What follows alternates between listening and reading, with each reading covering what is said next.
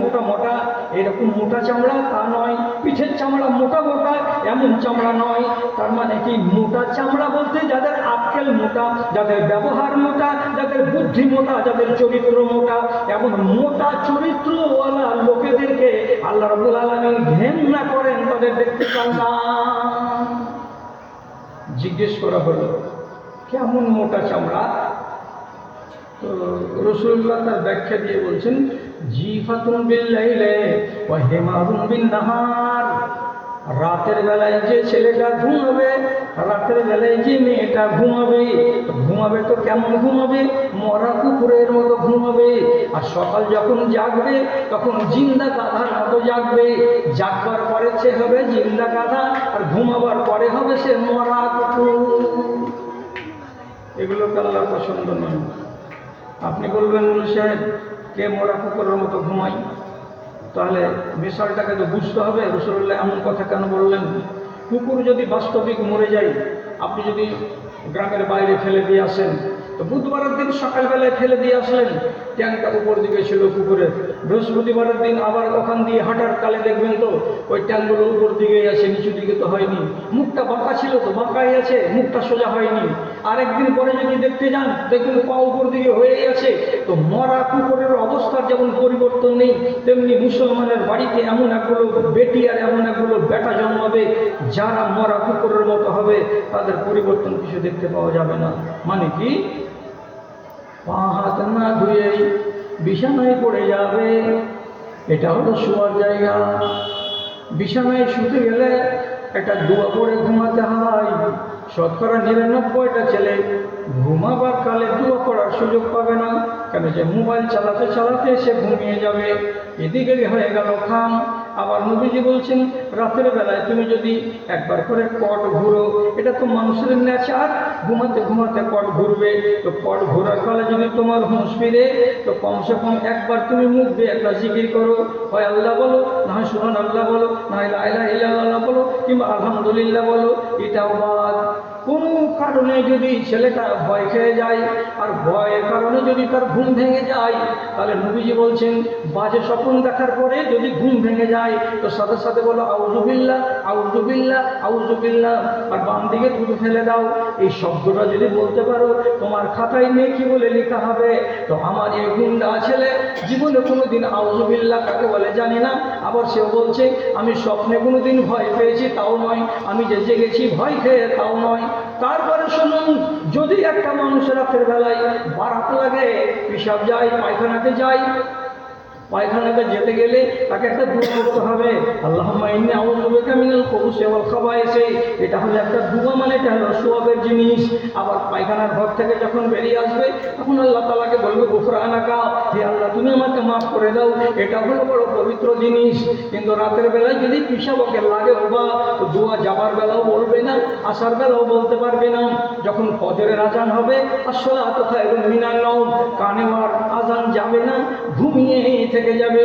তাহলে আপনি বলুন তো, ইশারের টাইমে যে ছেলেটা ঘুমিয়েছিল, ফজর পর্যন্ত যদি একই হালাতে থেকে যায়, তাহলে মরা কুকুরটার সঙ্গে এই ছেলেটার তুলনা কি ফালতু বলা যায়? এটাই ওই ছেলে, মরা কুত্তা শুয়ে আছে, উঠেনি, বাপ নামাজ পড়ে চলে এলো, তখন ঘুমিয়ে আছে। আর যেমনি সকাল হবে বেলা 7টা, উঠে যাওয়ার পরে ব্রাশখানা নিবে, যদি টুথপেস্টের জায়গাতে টুথপেস্ট দেখতে না পাই, গোটা বাড়ি মাথায় করে নিয়ে মাকে দেখে বলে, আগে টুথপেস্ট পড়ে গেল, দিয়ে দিবে মিষ্টি করে গালি, শালা মুখের বেটি উমুক। স্ত্রী যদি থাকে তো ওকে ডাকবে, ডাকে যায়, টুথপেস্ট কোথায় গেল, দেখতে কেন পাওয়া যায় না, শালা মুখের বেটি উমুক, তোর কপালে এই মারি আর ওই মারি, 10টা গাল শোনাবে। তারপরে এই যে এটা চরিত্র বিষয়, তো গাধা ভদ্রভাবে কথা বলতে পারবে না, মুখখানা ধুইল ডোমচা মারার মতো, পাতো ধুবে না। হাঁটতে হাঁটতে হাঁটতে হাঁটতে বাজারে এসে আগে থেকে কয়েকটা শরীফ লোক বসে চা খাচ্ছে, লাইন পড়ে গেছে। নুরুল ইসলাম দোকানদারকে বলেছে, চা গালা 20 রে বাবু। খাস্তা খাচ্ছে, চা রাস্তায় বসে আছে, 10 কাঠা দূর থাকা বলছে, নীরবে এটা চা দিবি। এমন কেন কথা? তোর সমবয়সী বলে তাকে তুই এরকম করে দূর থেকে আওয়াজ দিয়ে বলবি, চা দিবি? এই চিৎকারটা কিসের? এই হেমারুন মিললে নাহারে, সকাল হতে গেলে গাধার মতো চেঁচাবে। চা দিতে দিতে 7 জনকে চা দেওয়া হলো, এবারে একে চা দিল না। তখন আরও খেপে যে বলছে, ওরা টাকা দিবে আর খোলা দিব না কিবে, আমার কাছে চা কেন এলো না বে, ফাইল পেয়েছি না কিবে, 2 লাখ দিয়ে আমাকে ভেঙে ফেলে দেবো, সারা তুই চিনিস আমাকে, আমি কার ছেলে, আমি কি? আসমান মাথায় করে নিয়ে, আরে ভাই থাম না, এরা আগে এসেছে, চা চাপিয়েছে আমি 7টা, আমি 8টা কোথায় পাবো? ওখান থেকে তুই আমাকে কেন দিয়ে দিলি না? ওরাকে কাউকে বসালি না কেন? আমি কি লাট সাহেবের কম নাকি?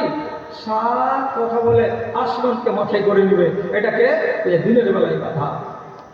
এগুলোকে আল্লাহ রাব্বুল আলামিন বলছেন পছন্দের নয়। সময় চলে এলো, এই ছেলেগুলোকে যদি খুঁজতে চান, আর কি রাসূলুল্লাহ বলছেন, ইমাম মালিক রাহমাতুল্লাহ আলাইহি তার কিতাবে লিখেছেন, এমন একটা সময় আসবে ওদের সামনে যদি 4 ঘন্টা ধরে হাদিসের ওয়াজ করো, সকালবেলায় দেখতে পাওয়া যাবে ওই কোকড়া কুকুরের লেজের মতো, কানো যদি সোজা তো ছাড়ো তো আবার বাঁকা, একটাও ভালো চলন কেউ ধরবে না।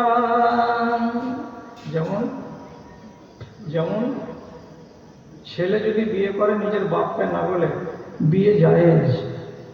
ছেলে যদি বিয়ে করে বাপকে না বলে, জায়েজ। আলেমদেরকে বলবেন, আমার কাছে টাইম নেই অতটুকু। মেয়ে যদি বলে আমি 12 ক্লাসে পড়ছি, আমি 10 ক্লাসে পড়ছি, আমার বাপকে না বলে আমি বিয়ে করে নিব, মেয়ে যদি বিয়ে করে নেয় তার বাপকে লুকিয়ে, তার বিবাহ হলো হারাম, তার বিবাহ হচ্ছে হারাম, তার বিবাহ হলো হারাম। অতএব আমি ওয়াজ করে করে করে করে বুড়া হয়ে গেলাম, পালিয়ে বিয়ে করো না, পালিয়ে বিয়ে করো না। স্পষ্টভাবে নিজের বাপকে বলো, বাপু আমি আমার গাঁ দক্ষিণ মাথার এলাহি হাজির বেটাকে পছন্দ করি, ওর সাথে আমার বিয়ে দাও। বাপ যদি না দেয় তারপরে কথা আছে, কথা আছে। আর আগেই তুমি বলবা না, একবার জীবনে ভুল করে বাপকে দুজনের লাইন করে নিলা, আর একদিন বললে যে আমি প্রাইভেট কেন মা, তো প্রাইভেট কত? ওই যে একবারে ওই 16 মাইল 18 মাইল মেন রোডে কলেজের প্রাইভেট পড়ার নাম করে ব্যাগটা ঘাড়ে করে নিয়ে 2 জন উঠে গেল বাসে, মাওলা কোর্টে গিয়ে কোর্ট ম্যারেজ করে নিল, আর নেওয়ার পরে 3 মাসের মতো হারিয়ে গেল। তারপরে থানাতে কেস হলো, আমার বেটিকে খুঁজে পাওয়া যায় না। দারোগা বলছে মুসলমান যে রাসূলুল্লাহ বলেছেন উট জানোয়ার, যদি কেউ বলে হারিয়ে গেলে কি হবে, তো রাসূল বলেছেন উট হারায় না। উট যদি না হারায় জানোয়ার হয়ে, তো তোমার বেটি ক্লাস 10-এ পড়ে, এতখানি পড়া নিয়ে হারায় কি করে? হারায়নি তোমার বেটি, মিসিং ডায়েরি করিও না, অপেক্ষা করো 8টা দিন। 8 দিনের আগে ফোন করছে বেটি মাকে লুকিয়ে, মাকে কে তুই? বুঝি না যে হ্যাঁ, তোর কাছে কেউ আছে নাকি? বুঝে না কেউ নেই। বাপু নাই তো? বুঝে না নেই। আমি এখন ইসলামপুরে আছি। উঠে কার বাড়ি? বলছে আমার খালা শ্বশুর হলো। শ্বশুর? বুঝে হ্যাঁ, আজ 7 দিন হলো বিয়ে করেছে হারা। কাকে রে বেটা? বুঝি এরাই হাজির বেটাকে। ও ওই কালো ছড়াকে, বড় বড় মোষ ছিল, বলে চ্যাপটা চ্যাপটা ওই ক্ষুদ্রা বোরখাটাকে। বলছে হ্যাঁ, ওটাকে আমার ভালো লেগেছে। এবার 1 মাস গত হলো, তারপরের দিন বাড়ি চলে আসছে, পকেটের টাকাটি শেষ। বাড়ি এসে নিজের বাপের বাড়ি উঠেলো, ওখান থেকে ফোন করছে ফের বাপে, মাগে আমি বাড়ি আসবো, যে থাম তোর বাপকে কহি। বাপকে কহিলে যে ই রুজিনে বাড়ি এসছে, ওর শ্বশুর বাড়িটা আছে, বাড়ি আসতে চাইছে। বাপ কইছে মেয়েরা গঙ্গাতে ভাসিয়ে দেবো, খবরদারে বেটির নাম লিবি না। বুড়ি তখন এমনি করে ঠুল্লি মেরে রাতের বেলায় কইছে লক্ষ্য থাকো, ওগুলো বকতে হয় না সব সময়, ওরা যদি সুখী তো আমরা সুখী, তুমি কেন ওরকম করবে?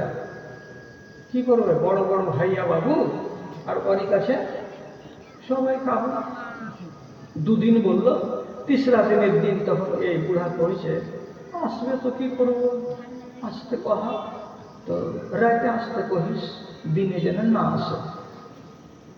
আইলো, জামাই এলো, বেটি এলো, রাতখান কাটিয়ে সকালবেলায় শ্বশুর একনাতে বসে আছে, ফজরের নামাজ পড়ে 1 গ্লাস টাটকা পানি নিয়ে যায় বহু, বাপজির আগা দিকে টি টেবিলে রেখেছি, তাকে আসসালামু আলাইকুম আব্বা। বাপ খালি শ্বশুর খালি বড় বড় চোখ করে তাকাইছি, দেখছে কেমন আব্বা এটা রে? বলছে আমি আপনার বৌমা। তো খালি বুক লাগছে আর কইছে ভিতরি খালি হাওয়া লাগছে গে।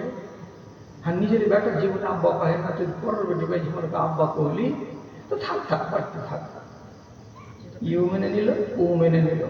এবার শুরু হয়ে গেল মেশিন চলতে। কিসের মেশিন? হারামের চাকরি চলতে শুরু হলো ঘরের ভেতরে।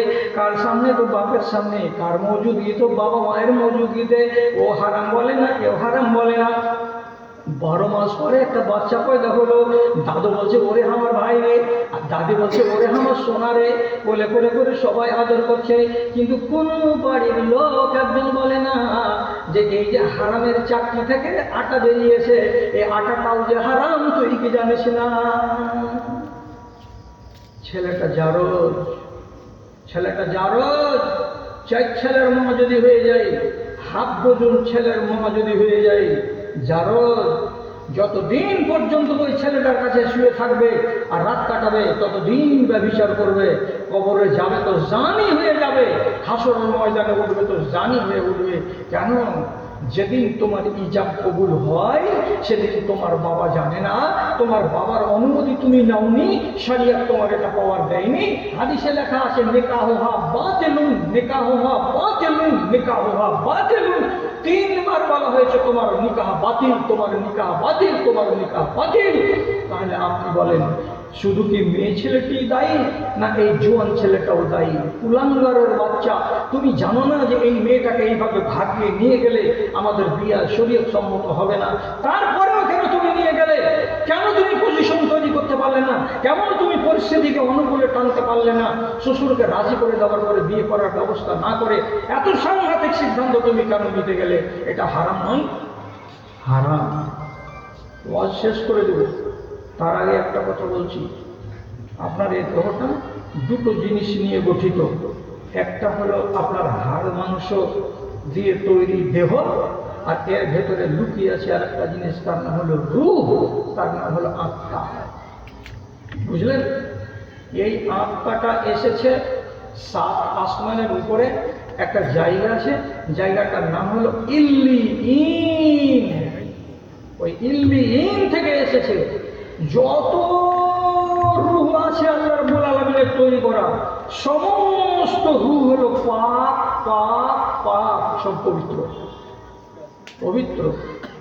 এই রূহ আপনাকে দেওয়া হলো, ফেরত দিতে হবে বাপ। এই রূহটা আল্লাহকে ফেরত দিতে হবে, এটা আপনার সম্পত্তি নয়। এবং জেনে রাখবেন, যেই পাক রূহ আল্লাহ তাআলা আপনাকে দিয়েছেন, ওই পাক রূহ আল্লাহ ফেরত নেবেন। আপনি যদি রূহটাকে অপবিত্র করে দেন, রূহটাকে যদি গান্দা করে দেন, অপরিষ্কার করে দেন, আমি কসম খেয়ে বলছি আল্লাহ রাব্বুল আলামিন ওই রূহ জমা নিবেন না। আর আল্লাহ যদি আপনার রূহকে ফেরত জমা না নেন, তাহলে আপনার তকদির খারাপ আছে। আপনার রূহটা পাক না নাপাক? পৃথিবীতে সব রূহ পাক। কেন বললাম? নবীজি হাদিসের ভিতরে বলছেন, কুল্লু মাউলুদিন ইউলাদু আলাল ফিতরাতি ইল্লা আবাওয়াহু ইউহাফিদানিহি ওয়া ইউনাসসিরানিহি ওয়া ইউমাজ্জিসানিহি। যদি কোনো আদিবাসীর বাড়িতে একটা ছেলে মরে যায় 6 বছরে, তো আদিবাসীর বাচ্চাটা মরে যেতে গেলেও আল্লাহ রাব্বুল আলামিন বলছেন ওই ছেলেটা জাহান্নামে যাবে না। বুঝতে পারলেন? কেন? ও ধর্ম করার টাইম পায়নি, তার আগে মরে গেছে। 7 বছরের আগে কোনো কাফেরের বাচ্চাও যদি মরে যায়, তাহলে ও জান্নাতি। কেন? যে তার নফসটা হলো পাক। চিটকুট খান ফেলে দেন, তার নফসটা পাক। বুঝতে পারলেন? পৃথিবীতে যত নফস আছে সব পাক। গান্দা হয় কখন? 7 বছর পরে যখন আপনার আমল শুরু হবে, তখন। সেটা ধরে রাখছে কয়েকটা মিনিট, চিরকুট ঠান্ডা। আচ্ছা, কোন ভাই দিয়েছেন? ঠিক আছে, যা দিয়েছেন ভালো দিয়েছেন। বলছি হ্যাঁ, তাহলে আপনার নফসটাও তো পাক। আপনি পাক নফস আল্লাহকে জমা দিবেন তো ভালো, আবার ওইখানে জমা হয়ে যাবে। ওটা হলো জান্নাতীদের নফস থাকার জায়গা। আর যদি নাপাক করে ফেরত দেন আল্লাহ তাআলার কাছে, আল্লাহ বলছেন নিব না। এইবার আপনি নিজের আত্মাটাকে পাক রাখলেন না নাপাক রাখলেন, আপনি একটা জানতে পারবেন আর একটা জানতে পারবেন না। একটা জানতে পারবেন, একটা জানতে পারবেন না। দুই পরীক্ষা দিয়ে প্রমাণ হবে আপনার নফসটা পাক না নফসটা নাপাক। কি করে নাপাক হবে? পাপী আত্মা, পাপী দেহ পাপ করে করে যদি আপনি মরণ পান, নফস নাপাক। মদ খেয়ে মরলেন নাপাক, মা বাবাকে দেখলেন না নাপাক, আপনি আর হারাম কাজ করতে করতে মরে গেলেন নাপাক, হারাম রুজি তলাশ করে করে করে করে মরে গেলেন নাপাক। আপনার দেহ নাপাক, আপনার নফস হলো নাপাক। আর জোর করে বলছি, নাপাক খানা খেয়ে নাপাক রুজি পেটে ভরে আপনি যদি মাথা ঠুকে মরে যান, জীবনে আল্লাহ রাব্বুল আলামিন বলছেন তোমার দোয়া কবুল হবে না। এদিকে যাচ্ছেন, এদিকে আসেন। একটা জানতে পারবেন আপনি আর একটা জানতে পারবেন না। জানতে পারবেন কোনটা? মরণ হওয়ার টাইমে আল্লাহর ফেরেশতা জানটা যে নিতে আসবে তো আওয়াজ দিবে। আওয়াজ হলো দুই রকমের, আপনার কপালে একটা আর একজনের কপালে একটা, দুটোই আপনার কপালে পড়বে না, কোনো একটা পড়বে, একটা। এবার ফেরেশতা এসে ডাক দিচ্ছে, কি বলে? ধরেন দুটো ডাক তো, আমি একটা ডাক বলছি। এবার ইয়া আইয়াতুহান নাফসুল মুতমাইন্না ইরজিই ইলা রাব্বিকা রাজিয়াতুম মারজিয়া। ফেরেশতা কি বলছে? ও পাক জান, তোমাকে নিতে এসেছি, আল্লাহর কাছে তোমাকে নিয়ে যাব। রব্বুল আলামিন তোমাকে ডেকেছেন, তাই আমি এসেছি। আল্লাহর রেজামন্দের দিকে তুমি চলো। মিষ্টি কথাটা যখন নাফস শুনতে পাবে, দেহর ভিতর থেকে বেরিয়ে যাবে। কেমন হয়ে বেরিয়ে যাবে? মায়ের স্তন যেমন 6 মাসের বাচ্চা চুষতে গেলে 10 মিনিটে 70 মিলিলিটার দুধ চুষে বের করে দেয়, মা জানতে পারে না, তেমনি দেহের ভেতর থেকে রুহটা কখন বেরিয়ে যাবে কেউ জানতে পারবে না, এত আরামে বেরিয়ে যাবে। আর একটা আওয়াজ পড়বে, সে আওয়াজটা কি? ইয়া আইয়াতুহান নাফসুল খাবিসা উখরুজি ইলা গাযাবিল্লাহ। এ খবিস জান, এ হারামি জান, এ নাপাক জান, বেরিয়ে আয়, আমার হাতে ধরা দে, আমি আল্লাহর গজবের দিকে তোকে নিয়ে যাব। এই জন্য আমি কাফন হাতে করে এসেছি। যেমনি শুনবে খবিস জান, আর ধরে দিবে, লুকাবার চেষ্টা করবে। হাদিসে লেখা আছে, একদিক থেকে ফেরেশতা তখন তার দেহের ভেতরে ঢুকে তার হাড়কে, তার মজ্জাকে, তার রক্তকে, তার মাংসকে সবকে নিংড়িয়ে নিংড়িয়ে নিংড়িয়ে খিঁচে খিঁচে একদিক থেকে টেনে আত্মাটাকে বার করে নিবে।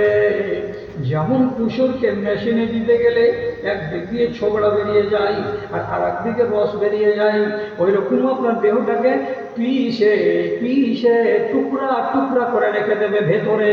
আপনি বাইরে ওরা কিছু বুঝতে পারবো না। আর দিয়ে যখন রুহটাকে বের করা হবে, তাকে তখন করা হবে কি, একটা কাফনের ব্যাড় দিয়ে উপর দিকে নিয়ে যাবে। উপর দিকে যেতে যেতে যেতে যেতে প্রথম আকাশের কাছে যাবে। যাওয়ার পরে আকাশের গেটম্যানকে বলবে, ও আল্লাহ ফেরেশতা, গেটটা খুলে দাও, আমরা এই রুহটাকে উপরে যে জায়গাটা আছে ওখানে আমরা নিয়ে যাব। আল্লাহর ফেরেশতা গেটম্যান বলবে, লেমন হাজার রুহুল মুমতেন, এই খবিস রুহটা কার? এত দুর্গন্ধ ছড়াচ্ছে কেন? এত খবিস রুহকে উপর দিকে উঠতে দেওয়া যাবে না। দেরি আছে, দেরি আছে, দেরি আছে, তো উপরে উঠতে দেওয়া যাবে না। এত দুর্গন্ধ ছড়াচ্ছে এই রুহের, কার রুহেরটা? বলে উত্তর মাথার মুখের করে। গেট যখন খোলা হবে না, হাদিসের ভাষা ইয়াত রুহু, ওখান থেকে রুহটাকে ছেড়ে দেবে। আর যেমন ছেড়ে দেবে হাজার হাজার কোটি কোটি মাইল রাস্তা অতিক্রম করে এসে জমিনের 7টা ভাগ তলাতে একটা জায়গা আছে, তার নাম হলো সিজ্জিন। সিজ্জিনে গিয়ে আছাড় খেয়ে পড়বে, ধুম করে পড়বে, আর ওখান থেকে তাকে হাসরের ময়দানে এই দেহটার সঙ্গে যুক্ত করে আবার জমা করা হবে। আমি আগেই বলেছি, আল্লাহ রাব্বুল আলামিন বলছেন, পাক রূহ তোমাকে দিলাম, পাক রূহ আমাকে ঘুরিয়ে দাও, তাহলে আমি জমা নিব আর ওটাকে ইল্লিনে জায়গা দেব, তাহলে তোমার তকদীর ভালো হবে। আর নাপাক রূহ যদি আমার কাছে আনো, আমি উপর দিকে যেতে দেব না, এটা জমা আমি নেব না, ফেলে দেব চালিয়ে। তখন তুমি পড়বে কোথায়? তো সিজ্জিনে গিয়ে। আর সিজ্জিনে যদি তোমার রূহ চলে যায়, তোমার নসিবে জান্নাত লাভ হবে না। এখন বলেন, নামাজ ছেড়ে দেওয়া লোকের রূহ পাক না? হারাম যারা খায় তাদের রূহ পাক না? যারা নেশাখোরি করে তাদের রূহ পাক না? 70 বছরের মা বাবাকে আলাদা করে রান্না করতে বাধ্য করেছে, আর 30 বছরের জোয়ান ছেলে বউকে নিয়ে মচমচ করে ট্যাংরার মাছ ভেজে আঙনাতে খাচ্ছে, এর রূহটা পাক না? হারামের বিল্ডিং খাড়া করে রেখেছে পঞ্চায়েতের টাকাকে মেরে, তোমার রূহ পাক না? মিথ্যা কসম খেয়ে বাজারে তুমি কি করছো? ইনকাম করে নিয়ে আসছো আর খাচ্ছ, তোমার রূহটা পাক না? শামসির বাজারে এগুলো ট্রাক যাচ্ছে দক্ষিণ দিক থেকে, 3-4টা কুলি বেলচা মেরে মেরে বালুটিকে এতখানি উঁচা করছে, করার পরে নেমে যাচ্ছে, যে কিনবে তাকে ফিতা ফেলে 6 ইঞ্চি উঁচা দেখিয়ে দিল, দেওয়ার পরে ছিল 50 সেফটি, হয়ে গেল 55 সেফটি। নিমেষের ভিতরে 5000 টাকা ইনকাম, হারামের টাকা ইনকাম করে পকেটে ভরে মুচকি মুচকি হাসছে, আর ইলিশের মাছ কিনে নিয়ে বাড়ি যাচ্ছে। রূহটা পাক না? না পাক। পাক রূহ যদি করে রাখতে চান, তাহলে আল্লাহ একটা হারাম কাজ আপনার দ্বারা যেন না হয়। ইমান কত কচুর পাতে আমাদের, আর জানবেন আর জানবেন। আমি 1000বার বললাম, বাপরে বরযাত্রী দিবান, বরযাত্রী নিবান। কোন মুসলমান ভাই আজ পর্যন্ত মানলো না, মানলো না, মানলো না। ফাতেমা রাদিয়াল্লাহু তাআলা আনহা হলেন জান্নাতি মহিলাদের নেত্রী, তার বিয়ে মসজিদে নববীতে হলো। লোক ছিল কয়টা? তো আবু বকর সিদ্দিক, উমরে ফারুক, রাসূলুল্লাহর গোলাম, আর আল্লাহ রাসূলের মামু সাদ বিন আবি ওয়াক্কাস, আর রাসূলুল্লাহ বেটির বাপ, আর হযরতে আলী রাদিয়াল্লাহু তাআলা আনহু জামাই বাবু। 6টা বেটা ছেলে, তার মাঝখানে বিয়ে হয়ে গেল কার? তো ফাতেমার। আর আপনার বেটা কি করে? দিল্লিতে পাইলিং এর কাজ করে, তার জন্য বিয়ে লাগবে। তো কতটি বরযাত্রী? যে 150টা। মাঠে ঝাড়া ফিরে দেয়, তোর পায়খানাতে মাছি বসছে কিনা। ন্যাংটার বাচ্চা 3টা পয়সা হলো, তার জন্য আল্লাহ রসুলের নীতিকে তুমি বুড়ো আঙুল দেখাবে? বলে বলে বলে বলে বয়স শেষ হয়ে গেল, কবরে যাওয়ার টাইম হয়ে গেল। মেয়েরা তোমরা বরযাত্রী যাবে না, যাবে না, যাবে না। অথচ প্রত্যেকটা বিয়েতে 25টা যুবতী মেয়ে ছেলে যদি বরযাত্রী না যায়, তো বিয়ে পাক হবে না। এই মেয়ে ছেলেগুলোর আত্মা পাক না? রাতের বেলায় মহাজনের বেটা, তাকে হলুদ মাখাতে হবে, তো হলুদ মাখাবে কে? তার মা মাখাবে, তার বোন মাখাবে, তার ফুফু মাখাবে, তার খালা মাখাবে, যেগুলো তার জন্য মাহারাম, যাদেরকে জীবনে বিয়ে করা যাবে না, তারাই তার শরীরে হাত দিবে। আর তুমি কে? আমি আমার বোনের দেওরের বিয়ে, তার জন্য আমি এসেছি ফারাক্কা থেকে। এই ছেলেটার গায়ে হাত দেওয়া তোমার যায়? গোলাপের কোন কথা কইছে? বিহাত দিন একটা খুশি করবে না মানুষ? এও ঘুরছে, ও ঘুরছে, এও ঘুরছে, এও ঘুরছে, গোটা টলার যুবতী মেয়ে ছেলেকে, একটা বেটা ছেলেকে হলুদ ঘুরছে। আল্লাহর কসম, রাসূলুল্লাহ বলছেন, লা তুবাশিরুল মারাতুল মারাতা ওয়ালা তুবাশিরুর রাজুলুর রাজুলা।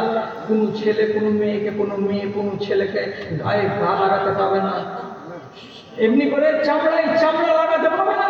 আর তুমি আরামের সাথে একটা বাচ্চার, একটা ছেলের পিঠে হলুদ মাখিয়ে দিচ্ছ। জিজ্ঞাসা ছোট করে, তোমার নাফসটা পাক? আপনার এইগুলো আত্মাকে নিয়ে বাঁচো, আর তারপরে কবরে যাও। হিসাবটা কি হবে সেদিন বুঝতে পারবে। যখন কবরে চলে যাবে, তখন টের পাবে। আমি একগুলো আমার সমাজের ভাইকে বললাম, জোর হাত করে বলছি, আমার বাপ জানেরা, আমার ভাই জানেরা, আমার দাদা জানেরা, আপনারা বরযাত্রী গেলেন, মেয়ের বাবার বাড়ি খেয়ে দিলেন, সেদিন আপনি মেহমান, মেয়ের বাবা খাইয়ে দিল, মাজাকে ভেঙে দিয়ে চলে আসলেন আপনি।